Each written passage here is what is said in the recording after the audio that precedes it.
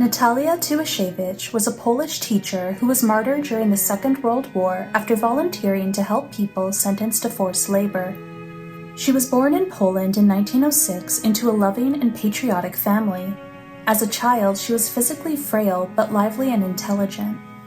She attended a private school ran by Ursuline nuns and learned how to play the violin, though a neck surgery later forced her to give up the instrument. The death of her young cousin due to a drug overdose had a profound effect upon her. She was determined to live a life of doing good deeds for others. She said, "I want to carry Christ. I want to carry him to all the people I meet on the streets, in the tram, in offices, in shops, in restaurants, cinemas, theaters, everywhere." In 1926, she went to university to study Polish philology. During her studies, she fell in love with a self-declared communist, and the two were engaged, though they broke up after 8 years. This was a very painful experience for her. After graduation, she worked as a teacher. She enjoyed traveling and often gave lectures and held discussions at Catholic associations. She attended Mass almost every day and frequently went to nightly adoration. She said, "I live exclusively and completely for God."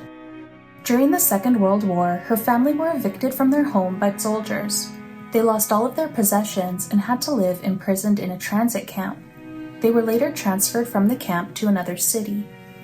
After their forced relocation, Natalia made contact with some Ursuline sisters who were involved in an underground education effort. She educated children secretly alongside these sisters. In August 1943, she volunteered to work in Germany with forced laborers in order to provide them with spiritual comfort. This mission was supervised by the Polish government in exile, and she was trained by the Home Army for the task. In Germany, she spent her days alongside the women doing hard labor. After their shifts, she would converse with them, teach them prayers, and catechize them discreetly. She spoke German, French, and some Italian, and she was happy to make new friends. She was able to practice this lay apostolate for 8 months before she was discovered and arrested in April 1944. She was jailed, interrogated, and tortured.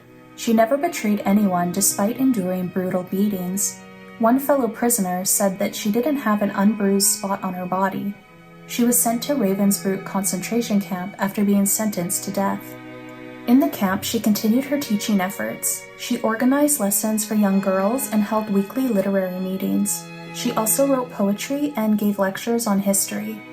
Her health steadily declined, and she was weakened by tuberculosis, hunger, and manual labor. On Good Friday, 1945, she stood on a stool in the barracks and spoke to her fellow prisoners about Christ's passion and resurrection. She was sent to die in a gas chamber just 1 day later. She was 38 years old. She was one of only 2 lay people beatified among the 108 martyrs of World War II in 1999. As one of the 108 martyrs, her feast day is June 12th. Before her incarceration, she had written, "I have the courage to want to be a saint. Only holiness is the fullest love, so not only do I want to, but I must be a saint, a modern saint.